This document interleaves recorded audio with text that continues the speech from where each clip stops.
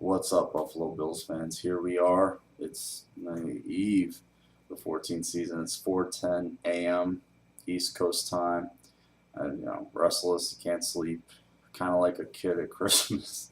Especially for football. And that's something that mindset I've really taken, just going forward with football and sports in general. And I'm just really going to enjoy it. I'm not going to stress. I'm not going to go bonkers and make predictions, whether record or playoffs. I'm just going to sit and watch the game and enjoy it. That's what I'm going to do. And the reason I've really taken that mindset going forward, you know, is that I'll say I was starting to dislike sports, but I really dislike the way people are with sports more than anything else. The media, the fans, the way that the way you can reach out to athletes now on Instagram and Twitter and what have you, and the way people are and the things that they say. And then you have people wonder, like, this is why athletes and celebrities and people of that ilk want nothing to do with you. That's why they won't even look at you or talk to you. That's because you sound like a crazy idiot, wishing somebody death and saying vile crap of whatever, and you get the hack journalism that exists now.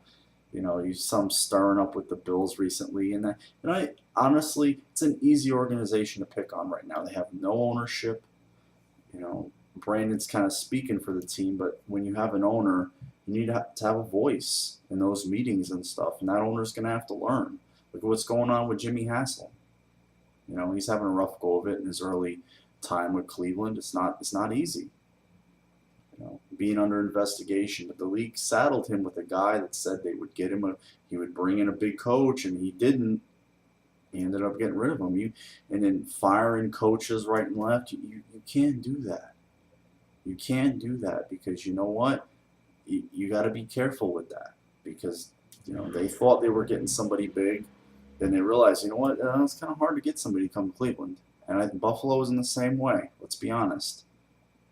You want to go fire Marone, you got to think about, okay, who's going to uproot their family to come live there and coach that team with the unrest.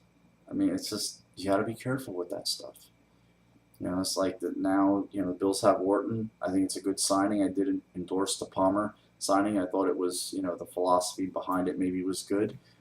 And they went out and they found somebody better, appreciably more playing experience, obviously. But Bills fans got their panties in a bundle over him. He started one game in the last 2 years, so before the anointing oil gets out, you got to keep that in mind. And one thing that the Bills have been very steadfast about. Brandon has said he's empowered Marone and Whaley to do their jobs. This thing with this argument, coworkers having an argument. I mean, we've all done it. We will all do it. What's the big deal? We forget that these people are human. They have feelings, they have emotions, they have disagreements and conflicts, just like the rest of us. We think they live in this compartmentalized fantasy land where they just study tape and coach and scout players all the time. It's not true. It's what they do for their job, but I just think people get a little too desensitized with it. And it's one thing that Marone, Whaley have been very steadfast about is EJ and their stance on him. And this was right after the last preseason game. And even after the argument, this was what was said. I mean, at that position, just him alone, we have to have people around him playing well. There's no doubt about that. So, we have to play well around him. There are things that go on that are very difficult to see, but at the same sense, like I said before, you watch the game and people say, hey, what happened on this play? What happened on that play? And sometimes, people aren't where they should be. And, it's the same old story. The quarterback gets, when you win it, he gets probably too much credit. And when you lose, he gets too much of the blame. But to answer your question, hey, we're going to progress with him. He's not going to turn around and be a franchise guy overnight. That doesn't happen often in this league. We're going to work with him. He's working hard to progress. We're going to stick with him. I'm going to support him 110%, and we're going to get him better. And the way we improve offensively is we make sure that as he gets better, everyone gets better around him. You know, he's talking about the receivers running the right routes. He's talking about the blocking. You know, guys making adjustments just from looking at things. All of that stuff. Again, it's not always, it's to put on a young quarterback's plate. And I went back and looked at some of the better quarterbacks, the best quarterbacks now. None of them played as rookies. You know, everybody, there's this fallacy out there. There's this new wave thinking that the quarterbacks just come in and just go nuts. You know, that 12th class is a fluke, an anomaly. What happened to RG3 when he blew out his knee? Couldn't practice, couldn't. Next year was, looks human. Looks human. Kaepernick is a really strong unit around him. I mean, Russell Wilson, same thing. He's a really strong unit. He's progressed as a quarterback, no doubt. Still, really strong unit. Luck, you know, an amazing talent. Grew up in the game. His father was a backup quarterback, you know, and scouted as one of the best. A ton of talent. First overall pick. Very rare. But still, for every those guys, there's the Tim Couches, the Akili Smiths, the Derek Carrs, the Heath Schulers, the Jamarcus Russells, the list goes on and on. You know, not to throw those guys under the bus, but, you know, everybody wants to go, you know, the next big thing. And sometimes that next big thing isn't what you think it is, or isn't going to turn out to be what as big as you think it's going to be, because it's a different game in the NFL. We've all seen it. We've all seen guys like, wow, that guy was great in college. What happened? It becomes a job. And when it becomes a job, the pressure goes up. You're no longer dicking around in school, you know, just having fun with it and stuff like that. And you know how these colleges coddle these kids and things like that. And you get the NFL, there's that little honeymoon period when you first get drafted. But the second you throw your first pass in the preseason now look, the guys charting damn stats in practices now. It's ridiculous. The second you throw your first pass in preseason, then you fake your first mistake. Oh, God, time to go draft another quarterback, especially one, 10 games. Wow, let's get him, because remember last time the Bills had a true rookie come in and play. Well, it was Edwards. Nobody expected him to play. Lossman. Wow, he instilled a lot of confidence in a lot of people. So much so, a veteran on the team went and knocked him on his ass because he was douching around in practice. Troy Vincent. I mean, everything that we've heard or read about him from people that are there is that he is diligent and he does work hard and he's trying. And that's all we can ask. That's all we can ask. He's got ability. He does have ability. I've seen him make some good throws, and I've seen, some bad throws. But why those do and don't happen, I don't know. Maybe the receiver wasn't where he was supposed to be, or maybe it was a bad throw. Maybe it was a bad I don't know. And fans never want to admit that they don't know. I can't see the coverage on TV. I can see it afterwards, but I really don't know how to decipher it or why they were doing it. I mean, people talk now, the whole big talk was the progressions, remember? We don't know what the progressions are. We don't know what the play is. So how the hell do people talk about progressions and footwork when we don't know what those are? You don't know what the play was. You don't know what anything was. So fans are they get way out of their depth. So does the media about going through this progressions and stuff. That was one of the buzzwords of the training camp that was just getting really nauseating to read. But again, going back and looking at some of the better quarterbacks, they didn't play as rookies. Breeze didn't play as a rookie. Played in one game, but it was just a throwaway game at the end of the year. And the next 2 years he played, it was not good. Hurt his shoulder bad. And they drafted Rivers, and then the next 2 years he went out and played well. Breeze, what did Rivers do? He sat there and watched Breeze for 2 years, no pressure, because Breeze was playing well. Aaron Rodgers sat there for 3. Oh, no pressure. Sitting behind a legend.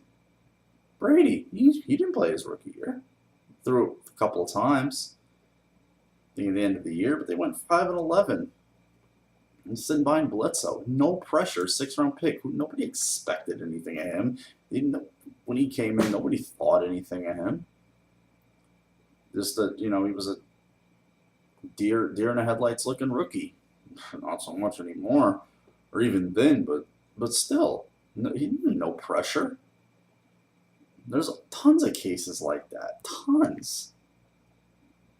It's just a fallacy now that these rookies come in and just blow up right away. Even with Roethlisberger, he didn't start that season. Tommy Maddox did, and if you look at Roethlisberger's first 2 years, they really had the reins on him. Not to mention the fact he was surrounded by tons of great players, veteran players. That with a lot of stalwarts on that team, defensively, offensively, coaching the staff. I mean, my God. I mean, it's the Steelers. They're just bedrock with that stuff. So he had very, very stable platform from the get-go. But he didn't attempt over 300 passes his first 2 years. I mean, fans always want what you don't do. I've learned that. It's just like in life. They always want what is not there. If you run the ball very well, they want to see they want to see the New Orleans passing game. If you throw the ball around, we got to run. And they always want the screens. Everybody throws screens now. That's all Gailey did was throw screens. And what did fans do? We bitched. Fans bitched. Can we do anything other than a screen? Can we do anything other than a screen? They wanted CJ. Or it was CJ. All of a sudden, Gailey knew how to use CJ. What was the gripe? He didn't use him enough. He rotated Fred. I guess they missed the interview that CJ did recently, that he didn't want more carries. I always ask people, do you think that maybe CJ wants out of the game for a reason, that he says he doesn't want more carries? Maybe there's a reason. Maybe the coach was covering for him, saying he got winded. Didn't want to come out and say, well, CJ doesn't want more carries. CJ wants the rotation. Fans never thought of that. Even I didn't. I assumed, player running back wants the ball all the time. In this case, maybe he doesn't. Those hits hurt. So I don't know if I can blame him or whatnot. But again, you really gotta. I mean, I think, at least in my case, I had to relax. I'm not going to tell anybody anything about how they should or shouldn't watch a game, or what kind of fan to be. But their attitude, a lot of people I've seen is, just living here and hearing the stuff that I do on the media here, with more with the teams here, like the Jets and the Giants, and the two baseball teams and the hockey teams when they're in season, and it's just crazy. It's just crazy. Then you hear the national stuff. It's even worse, like ESPN. I mean, it's all tabloid type stuff. It's all just, hoopla and bells and whistles. It's nothing to do with the sport and the price a lot of these guys pay physically and mentally to do it. And I know everybody just kind of anesthetizes that and just says, well, they get paid well. They're still people, I mean, it's amazing how we can reach out and touch these athletes now on Instagram and Twitter. And some people just really mess that up with some of the crap they say. It's just really just sad. I mean, if that's where you're at in your life, that you got to go on, social media and say something nasty, it's just, I mean, I don't know what I can do for you, because it's just, I don't know what you can do with that person, because it was this one little tidbit after another, as you saw, just with the Bills. Oh my God, Woods didn't start the second preseason game. Oh my God, it was, whoa, what is this? And then what was the next little thing that they started? Oh, the EJ not being a captain, and just all this. It's just like, it makes you just like, just, that's why I just like listening to the black holes and the poison pills on WGR, the doom and gloom twins. No, thank you. My mental sanity and well-being is way more important than wasting my time listening to that stuff. I watched the game. I saw what happened. I don't need to hear two guys bitch, moan, and complain for 4 hours. I don't need it on a post game, a pre game, a during game. I don't need it. I just don't want to. I don't need to hear the fans. I just don't, because it's never. It's not. I mean, Peyton Manning, as great as he is, had to field questions about his lack of so-called greatness. Almost, I mean, it was one guy. It was almost like he's a false prophet or some type of crazy question. Like basically, his numbers are false. Like he's not as good. But all those wins, all the times he got to the playoffs, helped get teams to the playoffs, and that's nothing. I mean, Bills fans should appreciate that. All those times that guy is basically a lock to get your team to the playoffs. Won a Super Bowl. That shit's easy though, right? But he's only won one because that's easy. He's been to 3, but you know, that's easy too. Somebody as great as him should have 5 Super Bowls. It's not easy. It's not easy. And it's just disrespectful. He's the one out there taking the hits. He's the one who's had his neck cut open, how many ever times he's had to just to play. His father comes out, Archie, and says, I'm starting not to like this game. I'm starting not to like football because of the way it's being covered. And that, I listened to that and I was like, thinking about it, and I was like, wow, he's right. The way that it is being covered, it's just so, it's not, there is no journalistic integrity to it. There is none. It's all these guys try and trump themselves and promote themselves, and now you have the social media, the fan sites, the fan blogs, and everybody. Even me, I started doing these videos in 07. And that's why I haven't done a lot of videos lately, because there's just so much out there, and I kind of don't want to be like them. I don't want to sound like them. I don't want to be lumped in. I just talk about the Bills, talk about the games or the players they draft or sign or let go of, and just have fun with it. That's it. I just enjoy doing these videos. I have fun doing them, and I hope the Bills have a good season.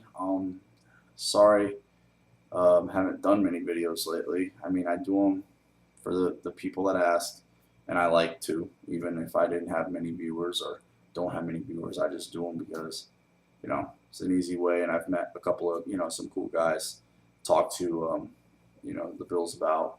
But no doom and gloom text tomorrow during the game, guys. Please, a few Bills fans have my number. No doom and gloom text during the game. I just want to sit, chill out, eat my burger, and eat my fries and watch the game. It's my cheat day, so I can have some bad food. But anyway, you guys enjoy the game. Have a good weekend. Go Bills.